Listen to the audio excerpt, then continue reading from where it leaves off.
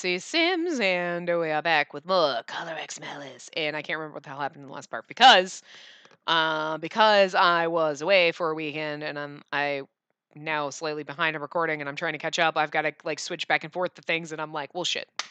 Now we're back in this, like, I don't know what the hell I'm doing. Because, I like to do a whole entire thing. But again, Color X Malice is hard.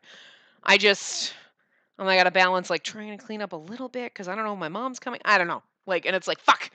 And I gotta try to make sure I have enough stuff so that, like, we're not going days without stuff. But, so because of that, I'm bouncing all over. But anyway, what I wanted to share with you, I did share this if you watch Hakuoki, but I'm not sure if that part is coming out before this one or vice versa. But I couldn't wait to when I was recording this to tell you. And this part might be the same day that they go. I don't even know.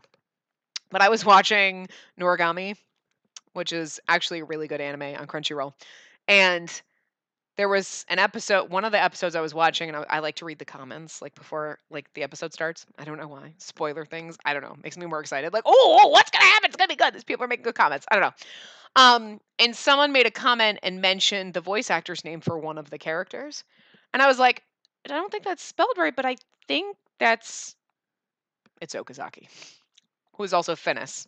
By the way, we know this, or in case you forgot, Finnis from Code Realize does the voice of Okazaki.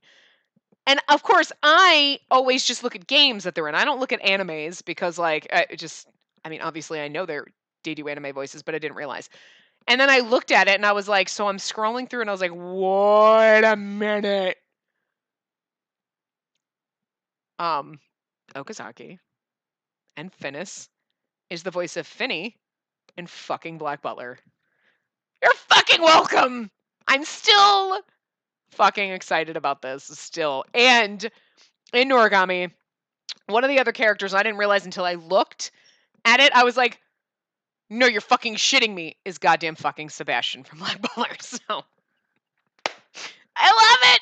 I love it so much. This is one of the joys in my life, is just being like, oh my god, they're in all this. So the world of my, like, 6 degrees of cold realize is slowly, like, weeding its way into anime that I watch, and then also just branching out and sticking its little fingers into everything. It's great. I just love it. I love it. I can see the bubble chair. I need to get a Vizio document and then just, like, link everything and be like, ah! I mean, obviously, these people have, like, tons and tons of things. I mean, that's their job, being a voice actor, doing all the stuff. But it's still just so amazing to me. Like, I don't know why. I just love it. It just brings me joy. Just let me have it, okay? Just anyway. So I just wanted to share that with you before we jumped in, and I totally forgot. But you will, of course, hear me say that if you watch Hakuoki, because, I mean, technically, Finnis also does the voice of Soma. Even though we're not in Soma's path, but still, he does the voice of Soma in Hakuoki. So he's just, I'm actually kind of excited that in our 6 degrees of code realize we decided that, like, okay, Finnis will be our 6th, because, man, that guy's in fucking everything. Man, he's getting his shit in everything. Like, in fucking everything. Because literally, I mean, he's been the MVP right now, because, like, some of the other guys show up, and, like, this started with Van Helsing. This fucking started with him being in other shit, and then it spiraled out of control, but now fucking Finnis is just the one who's, like, popping up in all the motherfucking shit. It's great. Anyway, back to where we were. Good afternoon. Huh? It was unusual for Yanagi to be the only one in the office. Where's Sasuzuka and Enomoto? Some new intel in the June case came in. They've gone out to verify it. I'm surprised that even Sasuzuka went out to check on it. My mental image of Sasuzuka was of him permanently attached to a seat in front of his computer, so it was hard to imagine him going outside or moving. He started arguing with Enomoto over the veracity of the information, and it turned into a war of words, so they left together. He does seem pretty short-tempered. Yes, but God, when he gets angry at you, and he's just like, fine, I'm just gonna, like, and then the things happen, and you're like, oh, yeah, I miss you, Sasuzuka. Maybe he was actually the type that was easy to provoke into pushing you onto the bed, and, well, which is inappropriate unless, when we're in his path. We're like your girlfriend and we're okay with this. Like, yes, please. Sorry, I'm the only one here after we called you. And please don't worry about it. We love you, though. I sat down on the sofa across from Yanagi. He shrugged his shoulders. You're looking a little pale. Uh, your messages have been a bit terse lately. I was worried that something had happened. I'd considered airing all of my worries once I'd gotten here. But now that I had no idea where I should begin. Yanagi sighed softly as he saw me struggling to break the silence. Just a second. He got up and went to the kitchen. After a couple minutes, Yanagi returned with a coffee mug. Oh, that smells like... I thought he'd brewed me tea, but the mug contained hot cocoa. Sweet drinks are better when you're tired. Thank you. He's so sweet. I raised the mug so that it hid part of my face. There was plenty of hot cocoa inside. I took a sip, sighed, and instantly felt more at ease. Would you mind telling me what's wrong? You don't have to if it's too difficult. Buoyed by Yanagi's kindness, I slowly opened up my mouth. The truth is, I explained what Sugawara had said, and how Okazaki had found out about the collar. I see. Yanagi murmured, sinking into a silent thought. In the end, even though Sugawara and Ogata were arrested, we couldn't get any leads on Adonis. Meanwhile, the casualties keep rising. And I realized this from the way Okazaki reacted. I might lead the way to solving the case, but I'm throwing off the investigation. I wonder if we can really solve the X-Day cases. Even though I knew the terrorists were listening via the collar, I couldn't help but express lament. Once the words started coming, they just wouldn't stop flowing. And now that I've thrust myself into the thick of it, I know that this won't wrap itself up neatly. I talked confidently about being able to listen to what people are saying, but I couldn't even have a proper conversation with Sugawara. I don't have a grasp on the truth of the crimes. All I'm learning is how complacent the police have been. I sighed deeply. Yanagi rose from his seat and came over to sit down next to me. Hey. He poked me in the forehead. Aw. I completely understand that you want to complain, and that you're anxious and terrified. But it's all over if you give up now. Nothing good will happen if someone doesn't shed some light on the collar in these crimes. We're going to do whatever we can. But if you give up, then it's useless, right? Yanagi, don't give up. If you think you're going to fall, then you can lean on me. So don't give up, no matter what. His repeated, impassioned insistence that I refused to surrender sank deeply into my exhausted mind. He's right. I can't give up. It's all over if I do. Thank you. I absolutely won't give in. Yanagi nodded with satisfaction at my answer and returned to his former seat. By the way, as far as Okazaki goes, I twitched at Yanagi mentioning his name out of the blue. People in the SP are somewhat special, for their physical and mental skills, obviously, but the SP also prizes self-sacrifice from them. It's an occupation where you might need to throw your life away to protect your principal. Yes, I know. But that isn't always a good thing. The SP protects VIPs and people in danger. They prioritize their principal above all else. They'll lay down their own lives for the mission, and they may even sacrifice other things, like possibly overlooking civilian casualties. Yanagi's description made me distinctly aware of how unique the SP was. Maybe that's how the police should be, but I can't compromise my ideals like that. Yanagi's complicated expression was pained, and he folded his hands. For example, what if your family is in danger, but you also need to protect the life of a VIP? Anyone would hesitate in that situation, but not the SP. I gave some thought to Yanagi's words. For instance, if Okazaki's principal and I were in the same place, and I was held at gunpoint, Okazaki would protect his principal. That was obvious. As an SP, he was committed to the mission. The altercation at Sugawara's was the same. He hadn't hesitated to draw his weapon on me when he thought I might be working with the enemy. I understood that, but for some reason, it also depressed me. You should probably steer clear of Okazaki. Now that he knows about your collar, you don't know when he'll report it to the police. I don't think he's a bad guy at the core, but he's thoroughly loyal to his SP duty. I don't think you'll see eye to eye. You might be right. The more I thought about it, the worse I felt. Perhaps seeing my gloomy expression, Yanagi lightened his tone to try to alter the mood. He's like, "Oh my god, did you fall in love with him already? Jesus!" And you're over here like, "I mean, it's kind of easy to do." And he's like, "I know, right? I'm not even gay and I love him. It's weird. I'm sorry that we didn't help you more when we told you to cooperate with us first. I know things are hard at work, but you want to work together starting tomorrow. But won't I just slow you down? Even if you're going to work alone, you're at a point where you don't have any idea how to proceed, right?" "Yes." "Then let me support you. I'd appreciate the help, too. We're not even on your path." I was happy for the offer, but I hesitated to take him up on it. Maybe that's just an excuse. Actually, if I teamed up with Yanagi, I was pretty worried that I just might never speak to Okazaki again. I decided not to give him an answer right away and left the office for today. When I went outside, the sun had long since set. A chill wind blew from the north. I really don't want to avoid him and stop speaking to him. If I avoided him, I was sure it'd only deepen his suspicions. He's not here. Huh. I looked around to check if he was hanging around the office. "Hey! Maybe she's looking for you, sir!" I turned around with a familiar voice. Yoshinari was watching me from an alleyway. "Oh no, she saw us! Look, sir! She's looking right this way! We done goofed!" "Yeah, 'cause you screamed." "Yoshinari, you little...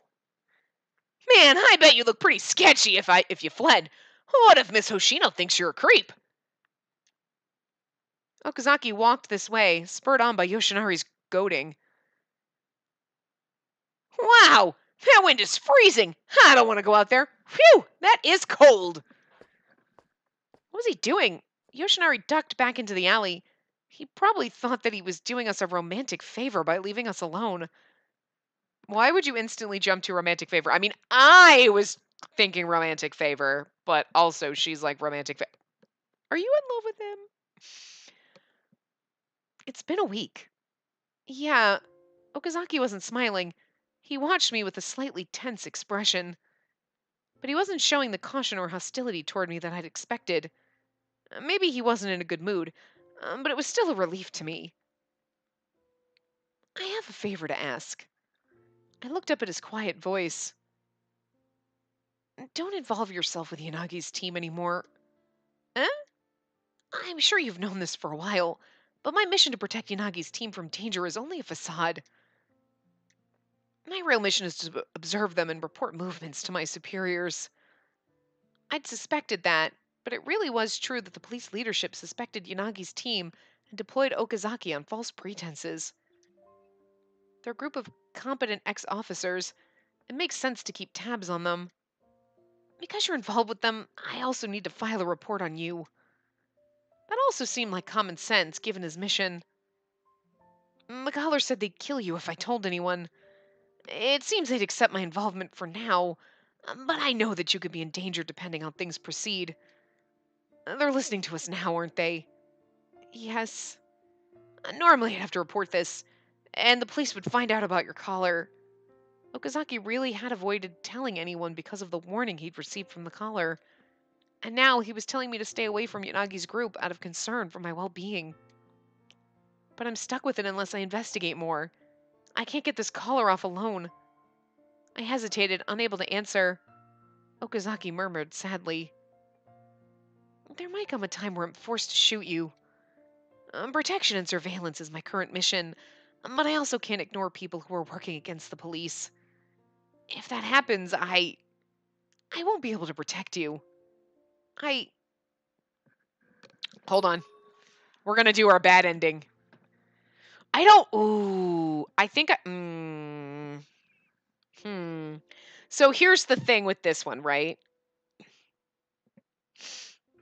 I'm gonna save. I'm gonna save and we're gonna prep for our bad ending. We're not gonna do it, though. I'm gonna go down here.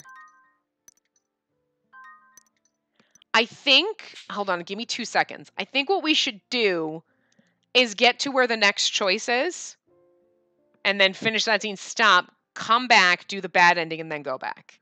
This way, because whatever happens in between this and the next choice is probably going to be the same. And then if we do it on the good ending, we'll skip through it and we'll have to read through it on the bad ending. So why don't we do, we'll continue like we're going down the good ending, but once we get the second choice, because unfortunately in this one, we're loading. There's a lot of bad endings in his. I mean, Jesus. We're doing both of the choices in order to get the bad ending. So we're going to go down the good path. When we get to the second, when we get find to a good spot, we'll stop there, save, come back to this point, skip through to the bad, and then could go back to where we were. So then we'll kind of like, yeah, that'll be a little bit better. Because normally it's this split. We do the bad ending, we come back, we do the good ending. But because there's two choices, I don't know how long it is between the two choices, and I don't want to like go down the good path and skip through everything. I guess it doesn't really matter, but I don't want him to shoot me. I mean, I understand. I'd be lying if I said I wasn't shocked, but I could accept what he was saying. On the contrary, I respected his steadfast determination as a police officer. I want to live up to that. If you decide that I'm leading things astray, then I want you to shoot me without hesitation. I'll try not to get any closer to Yanagi's team than I have to, so you won't have to report me. But I'm not going to stop investigating the X-Day cases. Why? Well, the conditions the caller imposed upon me. But more than that, because I want to. I want to solve them and fix Shinjuku. I want to protect the people who live here. So, I'm not going to run away. I firmly and clearly stated my determination to Okazaki. I made sure it wouldn't seem like lip service. I purposely gave myself no wiggle room to retreat. The cold wind blew between us. After a while, he quietly whispered, I found you. Eh? It has to be you. Then he made that smile I knew. No, it was something I'd never seen from him. It was a brilliant smile. He's a little fucking crazy, but I love it. Like, I'm starting to actually like the crazy. I'm like, so he's like, I found you. I knew it. And you're like, you're crazy. Why am I smiling? Like, shit. What happened? Crazy. He just like wormed his way. You're like, oh. Anyway, like he'd found a precious treasure. Right. I got it. You have the right determination. But that smile only lasted a moment. Immediately, he was back to his usual lazy smile. I'd only sensed it for an instant, but that smile he displayed had seemed genuine. Oh, seemed genuinely, fantastically happy. My determination must have gotten across. Also, Okazaki, I'm sorry for hurting you. Huh? Why are you apologizing? Okazaki's words had opened my eyes to the painful truth, and because of that I'd learned something. I knew now that the real Okazaki was a very kind person. He's helped me so much. I knew that it was hard for him to point a gun at someone that he said he'd protect. I'm really sorry for hiding the truth from you, and for making you feel bad for reacting to it the way you did. Okazaki blinked. He was clearly surprised. His face told me he hadn't expected an apology. You're incredible. Yeah. Eh? There's no need to apologize. In fact, I'm the one who's sorry. What are you apologizing for? I mean, pointing a gun at me. I tilted my head, curious. Okazaki looked up at the sky. Aren't you scared? And not just of the criminal's threats, but because I pointed my gun at you. He slowly asked the question, as if he wanted to be sure I understood him. He directed his gaze back downward until he was staring straight at me. I know you're trying your best, but even I'm worried. Why don't you want to run away? Of course I'm scared, I answered honestly. I'm scared that I don't know how to help, and that I could be killed at any time. Yes, I'd always been uneasy and afraid of that. I'd wondered why this had happened to me. But every time I had felt lost, Okazaki had returned me to reality. With his resolute, straightforward determination, he taught me how to remain rational. It had to be because he had pride in his own work. As a fellow police officer, I wanted to follow his example. I'm a police officer. If there's a chance I'll jeopardize the investigation and cause more casualties as a result, then I should absolutely be sacrificed. I think that as a police officer, I need to have that conviction. So, I don't want to give up on helping out in any way that I can. Okazaki was quiet for a while. You're strong. Then his expression softened, and he spoke with a smile. Okay, I understand. That was all he said. Then Okazaki left before I could stop him. He completely vanished from the street. Yoshinari ran over in a panic. Did things go badly? Eh, what a waste! There's no one who can do what he can.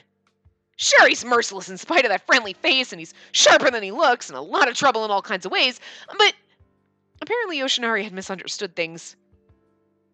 As I was unsure I'd answer, Yoshinari stood up straight. Miss Hoshino... yes? I have something to say. Okay? I really want you to understand Okazaki, miss.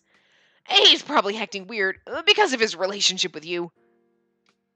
Well, I'd like to know more about him, too. Please. Well, about that, he's really harsh on himself despite how he acts. At first, I was surprised to see how calm he was all the time. He's got the willpower and drive to finish everything he starts, without exception. He says it's because he's a protector. It's like he always puts himself second and devotes everything he has to someone else. And that's why when the shit hits the fan, he's incredibly decisive, though a little too severe. He never hesitates. I guess it's because the job demands that we never allow ourselves to falter. So I'd have never thought it possible that he could look lost. Yet, he's been acting weird lately. It really looks like he's not sure what to do. Almost like his mind's somewhere else and not on the job. Honestly, I've never seen him act like this before. Miss Hoshino, if you know anything about why this is, I was hoping you could cheer him up. No, and I'm sorry for getting the wrong idea. He was probably worried about something else. No, that's probably my fault. Yoshinari, you really look up to Okazaki, don't you? Yeah, he's strict, but I'm glad that I ended up partnered with him. It's our main duty as SPs to protect VIPs, right? Some folks say that we only think of our VIPs, that we're heartless and we don't care about civilians. When I heard that and got angry, this is what he told me. We, the XP, we protect that which is special to the nation. We can be strong because we believe that we do this so that everyone else can live. Never forget that. When I see him, I feel that I can be strong too. I can focus on what's in front of me and never neglect who I'm supposed to protect. Yeah, Okazaki is a straightforward man. Yeah, that's why, just do what you can, but please don't abandon him. Look at his sad face! Oh my god, I love his pouty face, it's adorable. Maybe you do have the wrong idea after all. Sorry to keep you so long. Okazaki isn't here, so I'll lock you home today.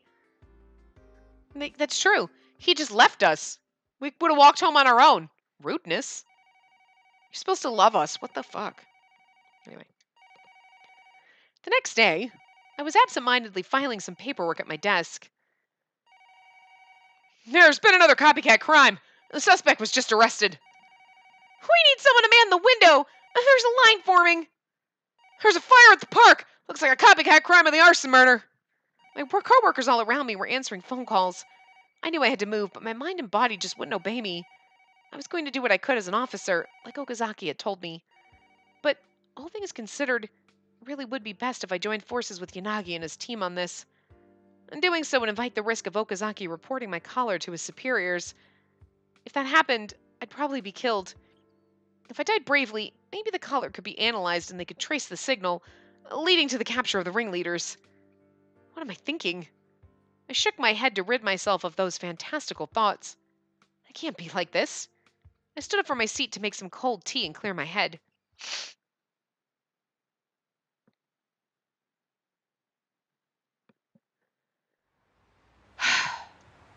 Work finally ended. I walked home, stopping at an intersection to wait for the traffic signal. I feel like my head's been spinning the entire day. Yoshinari had said that Okazaki was feeling lost, and that he'd never seen him that way. It was probably my fault. I appeared to be a spy, and he didn't know whether to leave me be or report me. He's hesitating, because he's a kind person.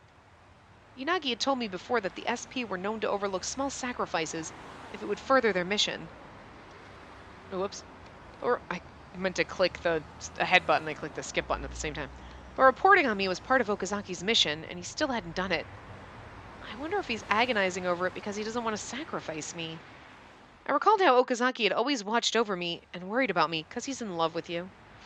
Good God, girl, get it through your head. Of course, he'd been watching Yanagi's team, so he had also kept an eye on me because I was around them. But I couldn't deny the peace I felt when he was around, nor the kindness he had shown me. He had said he would protect me even while he suspected me. And while it might have been inevitable, I had betrayed him. The light turned green and I crossed the intersection, my breath misting white in the air. A while ago, when all of this started, I'd stumbled upon Okazaki while I was taking a walk through Shinjuku. He always appeared out of nowhere and surprised me, like he was a ghost. Eh? As I crossed the intersection, I bumped someone. With fleeting hope, I turned to see. Sup? Oh, it's you, Saiki. Out on patrol?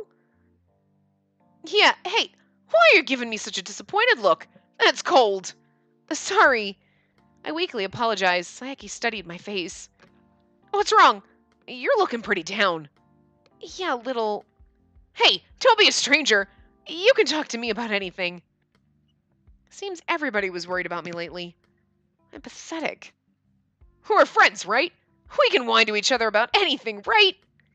Urged on by his gentle tone, I complied but tried to keep it vague.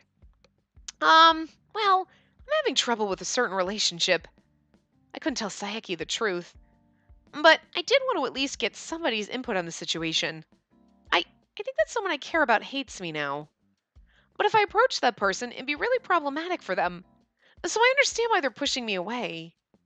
I know that I should keep my distance, but all I can think about is how I'm supposed to get our relationship back the way it was before. It might be my fault that something valuable to them is damaged. I don't want to give up. It's pathetic. I feel like rain, Jesus. Are you talking about your boyfriend? No! It's someone I know through work, but, I don't work with him directly. When I tried to explain, I realized just how vague my relationship with Okazaki was. Just a friendship. What exactly is it that connects both of us together? Oh god, he's gonna be like, Spacey, I feel the same way about you. I've always loved you. I didn't mean you! I knew him through meeting with Yanagi's team, and at first we'd been cautious of each other. But I gradually came to know his warmth, and I was happy that he said he'd protect me. Maybe I was getting ahead of myself. I knew our positions were incompatible, after all. You're pretty stubborn once your mind is set on something. I I wonder about that. I couldn't quite deny it. Saiki smiled cheerfully. I don't know who it is, but if it's through work, they probably have something they want to protect. Even fellow cops have things they can't agree on. But don't we all do what we do because at our core, we want to protect something? Something to protect. Whatever it was that Okazaki wanted to protect, it was something that he had always valued. His faith in the organization known as the police. He had chosen the path of a police officer to help those in need and protect people from crime. I know that your sense of justice is clear. You'd never deliberately hurt someone or sacrifice somebody else for your goals. If this person you're talking about isn't a bad guy, then just tell them your feelings directly. You don't have to think about it that hard. He's like, men are easy. Just tell us you want to have sex and we're there. Pants off. Pants off, dance off. Like, think about what has to happen for you both to be together without wrecking what's important to you. Nothing will ever happen unless you talk it out. Saiki, no matter how much I was threatened, I sincerely wanted to protect people as a police officer. I want Okazaki to understand that. I would become an obstacle to Okazaki, destroying what he held dear. So I wouldn't do that. I'd find a way not to destroy it. Not by keeping my distance from Okazaki, but by properly explaining things to him so that he understood me and my situation. I'd stopped facing the truth because he discovered my color and then pointed his gun at me. I don't want Okazaki to be nice to me. I want us to walk the same path. Nothing would ever happen if I kept refusing to acknowledge my true feelings. Your best quality is your guts. Hey, it's not like you to give up after falling down once or twice. Yeah. Saiki clapped me on the back, and I felt myself swell with newfound strength. So are you telling me he's not in love with her? I mean, that's good because it would be awkward, but it's also like, there you go get him, girl. And it's like, I want Sayaki and Sakuragawa to get together because she would like rip him apart. Like she would dominate him so much, and I just want to see that happen. I need them together. Like I don't know. And Akito and my brother, but Akito is gonna go to jail. But whatever. Thanks, Sayaki. I'm gonna talk to him. All right. Good luck. Bolstered by Saki's smile, I immediately began running. Once I arrived at home, I checked the time, intending to contact Okazaki. It's pretty late. I hope this is okay. It wouldn't be good if I upset him by calling when he was working or sleeping. Most of all, maybe he doesn't want to have anything to do with me anymore. My hand shook as it held my cell phone. I couldn't press the buttons. As I stood there at a loss, my phone vibrated. Oh, it's Okazaki! I was hoping. I didn't expect him to call me at this time of night. He followed us. My heart still wasn't ready. Answer the phone, bitch! I forgot I have to press the button. I pressed the answer button, took a deep breath, and spoke. Oh my god, Okazaki, I'm so happy you called me because I'm in love with you. What? Nothing. Hello? Good evening. Sorry it's so late.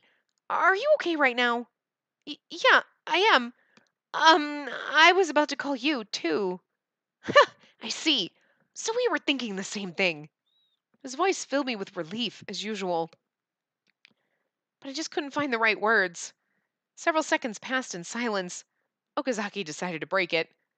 Sorry. Huh? I was thinking that maybe it'd be best not to see you anymore.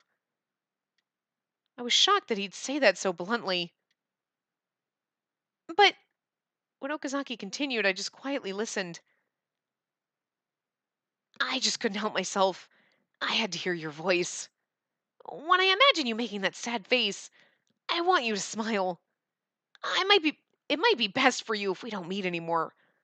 But I miss you. Oh my god, oh my god, this hurts. I'm like, we shouldn't see each other anymore. Oh, that hurts. But then this, I miss you. Oh god. Oh. I didn't know this happened. Wasn't I seriously like literally in the last part? Like, he's a little weird. I mean, we're gonna fall in love with him, but like, he's an oddball. He's spooky and it's strange, and I don't know how I feel. And now I'm like, oh no, don't leave me. Damn, that happened fast. He just like wormed his way in. I don't know. Maybe it's because he pointed a gun at me and he's sad about it. How did the? I don't even know what happened. The words came slowly, one by one. My chest grew hot, and I felt like I was about to cry.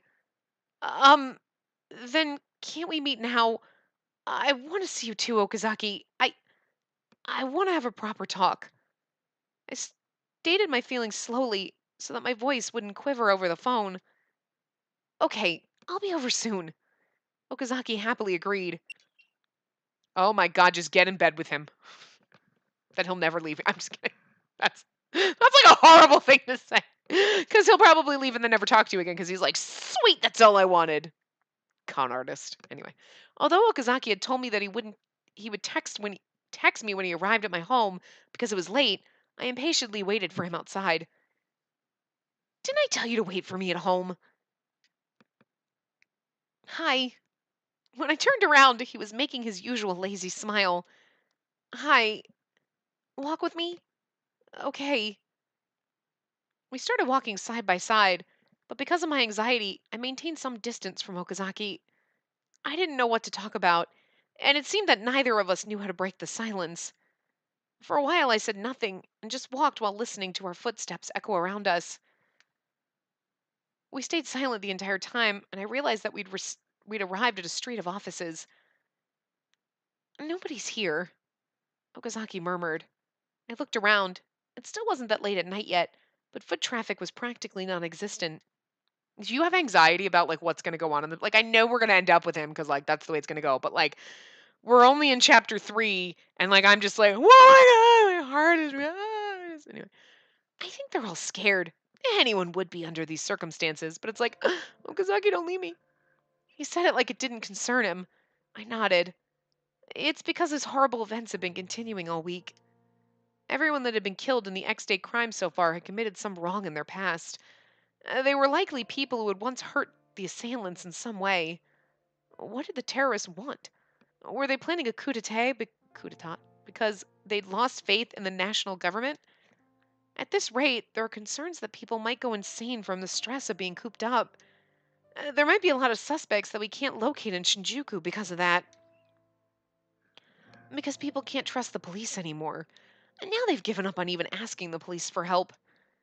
I think that there are a lot of people who've lost hope because they think the police are powerless. They want to help, but nobody can help them. It makes sense that people feel worthless. Yeah. What's going to happen to this town? I looked up at the flickering lights of the street lamps. I saw these lights every night, but tonight they seemed to perfectly mirror the city's instability. If I wasn't a police officer, I think I'd be stuck at home too. Because you're afraid of death? Yes, but mainly because I fear losing things. Don't you feel that way now? That's true.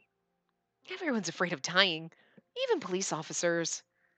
I don't really understand it, but I'm sure there are lots of people who hurt others because they think they're going to die. Again, it struck me how Okazaki didn't seem to consider it a problem that applied to him, because he's a fucking robot. I don't know. Are you afraid of death too?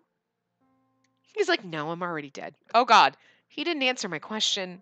Instead, he gave me a vague smile. Let's find a place to sit down. Clearly not, because he's crazy. I'd spent time with Okazaki in this park before when I first met him. Back then, he'd invited me here and then fallen asleep on me immediately. You can just sleep anywhere. That's adorable. But weird. Now it's like, oh, that's adorable. At the time, it was really fucking weird. But, well, I'm glad to see that you weren't a bad person after all. I was able to relax and fall asleep. Since that point, Okazaki's been trying to trust me. I didn't want to betray that faith. I knew that I know that smoothing things over with words wouldn't help much, but I wanted his trust. And I wanted us to interact like we used to. I'm just being selfish.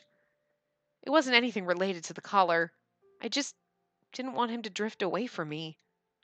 Okazaki, um, overcome by emotion, I tried to summon the nerve to speak.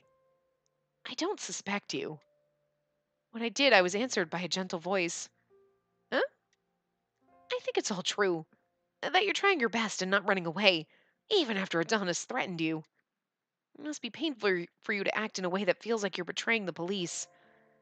But you're not doing it for yourself. You're desperately fighting to solve the crimes and save this town. Isn't that right? It is. How anticlimactic.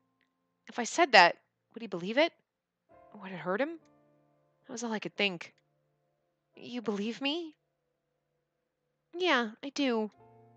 He replied instantly. I couldn't sense any dishonesty in those words. Why? Hmm? As a police officer, you shouldn't condone what I've done. If I were you, I'd be troubled. There's no good reason to trust me. Even if I had honestly been misled, my continued existence could be a threat to the police. So why? I know all that.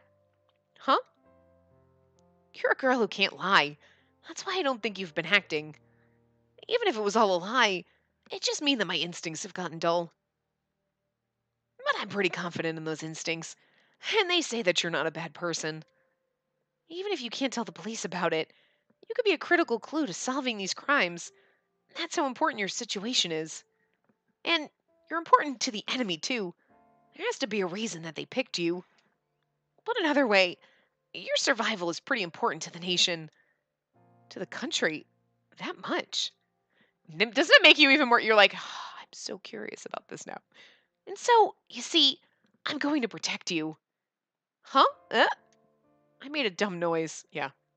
I come here prepared to be disappointed, but I never expected this. But protect me. Why? You pointed a gun at me before.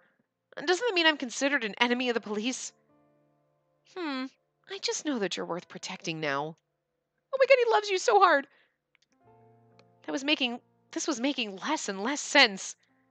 It was I was a possible threat in the eyes of the police, so I could understand why he'd point a gun at me. But in the short time that I'd known Okazaki, I also knew that he hesitated to sacrifice me. And now he was saying that he'd protect me. I didn't understand. You said that you wouldn't run, even if I had to point a gun at you, and even if I might have to shoot you. If you decide that I'm leading things astray, then I want you to shoot me without hesitation. I want to solve them and fix Shinjuku. I want to protect the people who live here. So, I'm not going to run away. If you didn't want people to know about the collar, you could have begged for mercy. And if you were scared, you could have run away. But if you chose to do neither, you didn't even whine about the unfair position you've been placed in. That you said you wouldn't run or give up, and that you wanted me to shoot you without hesitation if it came down to it. I've decided to trust you because you have that level of conviction. Okazaki, so fucking glad I made that choice because I had a guide. No, I'm just kidding. My words and actions had finally gotten through. My chest grew warm as I realized that. I hadn't been trying to make a grand gesture. I just didn't want to let Okazaki down. He finally heard me. Hey, remember when I said that I was looking for something? Huh? I blinked at the sudden change of topic. I thought back to the conversation when he told me that. Well, I'm also looking for something. I thought that they might be able to help me. I think I'll find it soon. I just have a good feeling about it. Ever since I met you. You said that you thought you would find it soon, I think. Yeah. And now I have. Which sounds creepy, but it's all like, oh, it's so romantic. What happened to me? He just slid right in there real fast. You were like, you're a little spooky and straight. Oh, I love you. Wait, what? Huh? Anyway. I mean, we knew we were going to fall in love with him. I just wasn't expecting to be like instantaneous. Like, oh my God, no, don't leave me. Wait, what? Huh? You did? What were you looking for? Oh my God. You. Chest pains. What? Once again, I blurted out a confused noise. Okazaki's been looking for me. Um, whatever for. He'd been smiling happily for a while now. But I couldn't shake the sense that we'd been having two different conversations. 'Cause he's fucking crazy. You're the ideal person I've been looking for. I've been searching for that for ages. I'm sorry. Like, this is like romantically adorable, but like, let's just put this in the real context. So you meet someone who's a little fucking batshit crazy, because he's a little fucking. Sadaishi's really fucking crazy, but in the he's crazy, so it's kind of fun. You're like, you're crazy, I love it. Okazaki is like, you're a little spooky crazy, and I'm a little afraid, but you're cute, but I'm afraid. Again, you don't know how to feel about it, right? And he's like, I've been searching. You're my soulmate. You'd be like, I'm gonna run now. Feel free to shoot me. Like, you'd be like, I'm never leaving the house again. Like, this is some crazy stalker shit. Like this, nope. But of course, in this game, you're like, oh my God, that's so romantic and beautiful because we know we can trust you. We think we can trust you. I don't. One of them. Well, I mean, he did try to shoot us. I'm just saying. Someone special. That's what I should be protecting. Something special. Precious. A heavy burden. Something that's irreplaceable. That was not the backdrop when he said that. Just saying. His eyes and tone sounded like he discovered some kinds of long-lost treasure. Back then, his words made me look kindly on him. He wanted to protect something irreplaceable. But right now, I had no idea what he meant. He means you. Sorry, I'm not following what you're saying. Oblivious, Spacey is oblivious. But this would 100% be me. He'd be like, you're amazing. And I'd be like, what are you talking about? Are you talking about me? Yes, you. Like me. Yes, I love you. Huh. I'm not sure what you mean. Because I'm fucking derp. Anyway. I got ahead of myself. I guess me saying that right away is confusing. Sorry, I'm just so happy. Okazaki chuckled, noticing the skeptical look I was giving him. As he said, the emotion was obviously written all over his face. You see, I've been looking for someone special to me, as someone that should be protected. And you're saying that person is me? Yep. Wait, like you just, like, I have this honor-bound duty to protect something, and that's you. Like a superhero, or like, because you're in love with me. Now I'm confused. Now I'm just thinking maybe I jumped ahead of myself. Okay, that just made me more confused. I know, right? Me too. I was honestly happy that he said he'd protect me. I was happy that he trusted me. Is he going to kiss us? Because, I mean, Sasuzuka kissed us fast. I'm just saying. But Okazaki was someone to whom personal feelings came a distant second to being a police officer. If I was someone that he'd hold at gunpoint for being a threat, then why was I special to him? When did I become that precious in his eyes? Come to mention it, I wanted to ask you this. Why did you become a police officer? I don't know if he noticed that I was brooding over his comments, but he just kept on going. Again, I felt that he was just dodging the subject. It's not that grand of a reason. When I was in school, I helped someone, and they were very grateful. I learned what being helpful actually meant. I just thought that it would be great to be someone who lived for other people. I see. That's wonderful. It's very like you. The direct praise embarrassed me. To hide my embarrassment, I asked him a question. How about you? Why did you join the police? My reason was simple, too. When I was little, I got lost somewhere, and a cop from a police box helped me. It was no big deal, but in my eyes, that officer was a superhero. They were amazingly cool, and I looked up to them. So, I wanted to be like them. That's all. We're like two peas in a little weird pod. I can't even remember their name or face. It was just a small event during my childhood. That's a surprise. It really was a simple story. Since he had such an uncompromising attitude towards his police work, I figured that he'd have a much more complex reason. And I joined the SP because it's a position that emphasizes protection, and I thought that was pretty cool. Plus, whatever, I'll just jump in front of a bus and save somebody. I don't know. Plus, I'm athletic, so I figured it was a good fit for me. It was an easy choice. That sounds like the way you'd make decisions. But once I actually joined the SP, I realized that it was my true calling. I risk my life to protect others. There's no other job like it. Huh? It struck me as odd.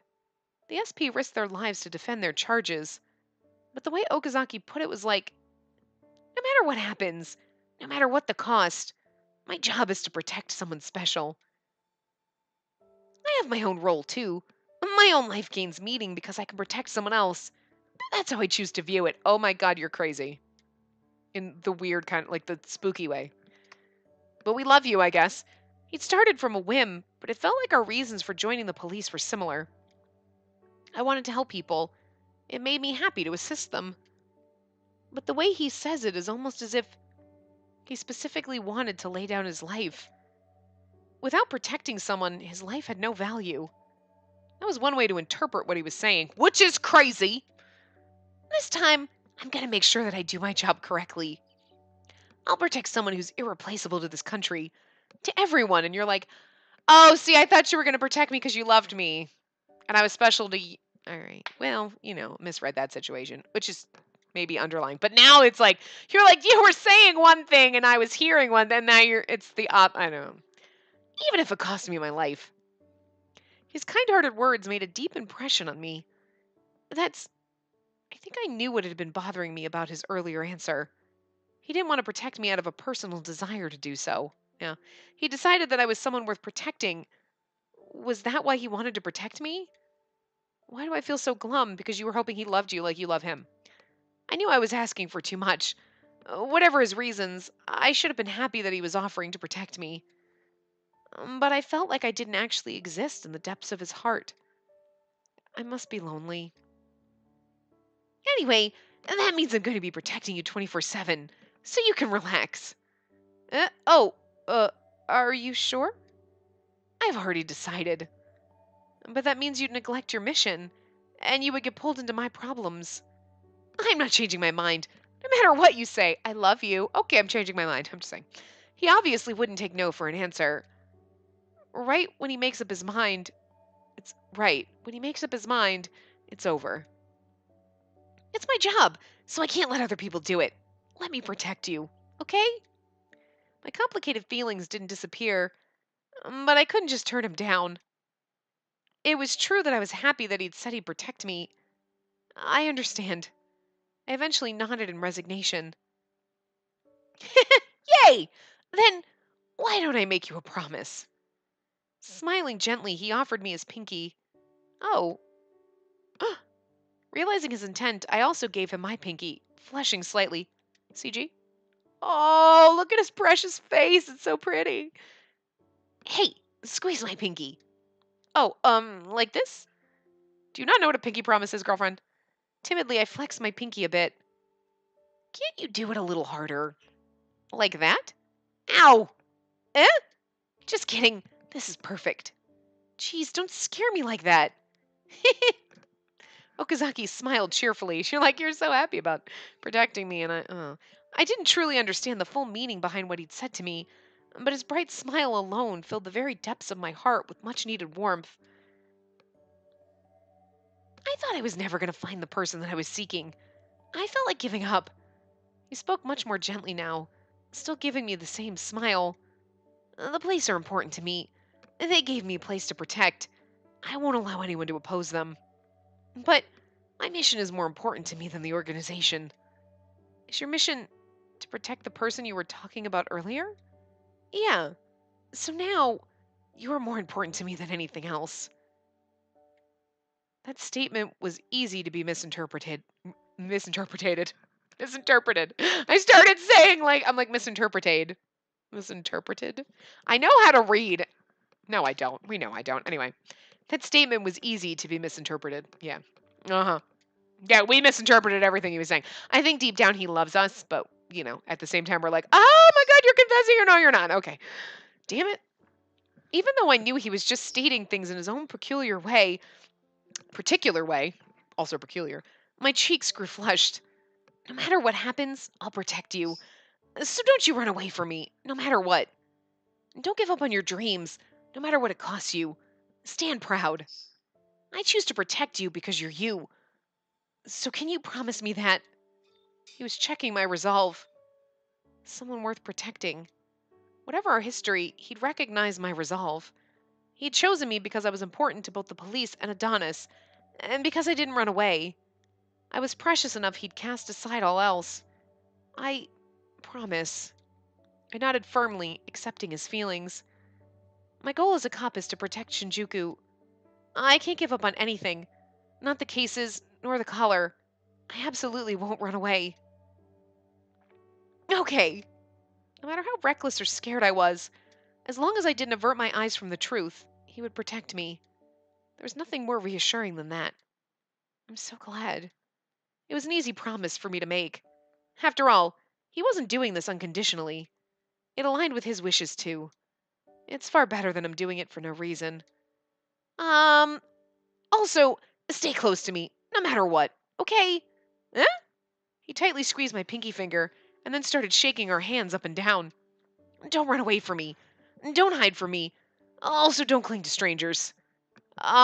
This sounds more like you're scolding me than making a promise with me. Didn't I say I'm worried because you're in a crucial position? You're my only special person. Don't get into danger where I can't see you. Got it? All right. Feeling pressured, I nodded. Very good. Now say, cross my heart and hope to die. Whimsically singing a children's song, he sadly let go of my pinky, as if he was saying goodbye. When we'd been joined at the pinky, I felt like we'd gotten a little closer.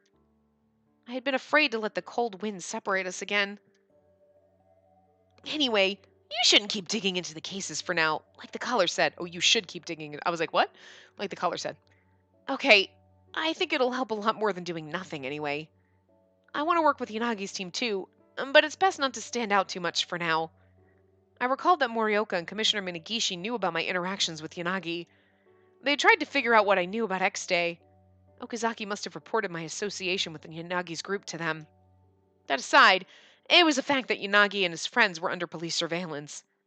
Yeah, for now, we SP officers are there under the guise of protecting them. But if they bring further suspicion on themselves, then they'll come under much tighter scrutiny, and more people will be tasked with watching them. Take caution when you decide to meet with them. Be as discreet as possible. Okay. Also, never act on your own. If anything strange happens, call me. I appreciate that, but what about your job? If you're asking if it's okay for me to leave them alone, those guys don't need constant protection. If you're asking if I can ignore what they're up to, well, I'd like to trust them too. Especially if you trust them. Okazaki, I've known from the start that there was no real purpose to protecting them.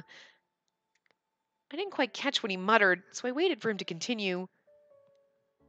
That's why from now on, I'm going to pursue my own desires first. I'll protect you. That's my most important mission now.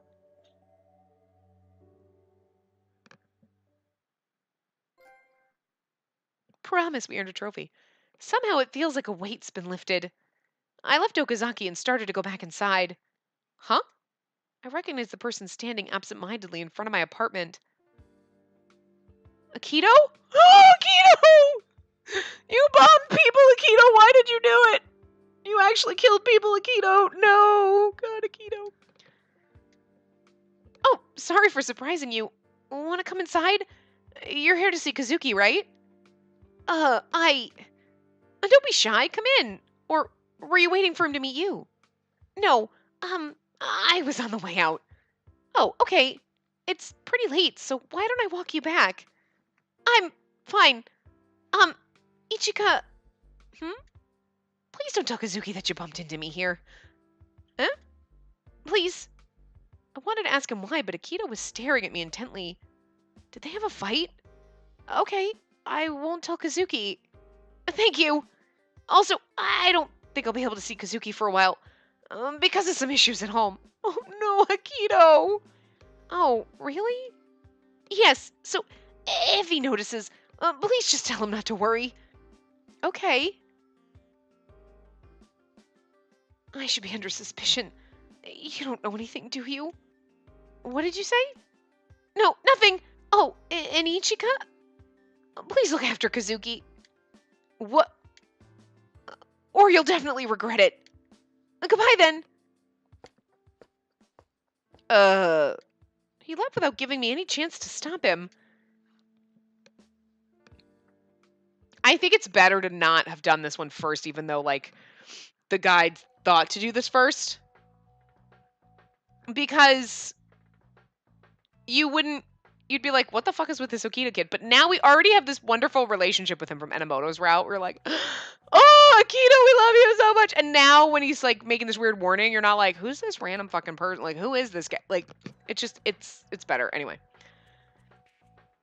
I'm assuming it's supposed to be this guy. Where Sugawara's memories erased. So it was Zero that did it. No, I've known this all along, but I can see Zero. But I can see Zero as is our pawn.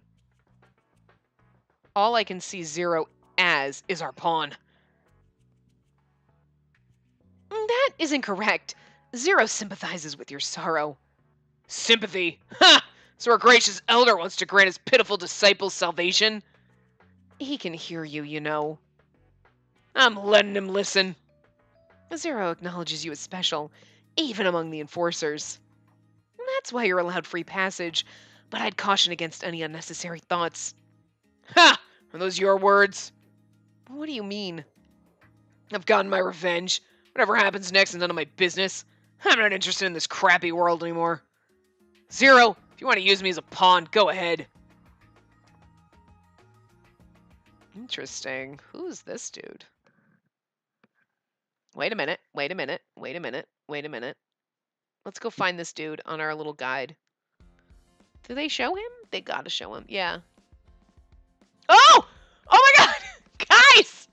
That guy that was just on screen! It's fucking Lupin! Yeah. I forgot he was in this as a side character, and that was his character. There you go. Oh my god. Anyway, I know we're a little under an hour, but I don't want to go too long because I'm not sure. So, I mean, I guess, okay, I guess it's good we did the good path and we get to the next choice because it's long. It's long in between, and I wouldn't want to kind of like, I don't know. So we'll continue down the good path. Like I said, when we get to the next choice, we'll get to a good stopping point, go back, do the bad ending, and then, you know, go back. So that'll probably maybe in the next part. I don't know. But anyway, I'm going to wrap this part up here. So I will see you guys next time. Remember to give the video a big thumbs up and subscribe to see more.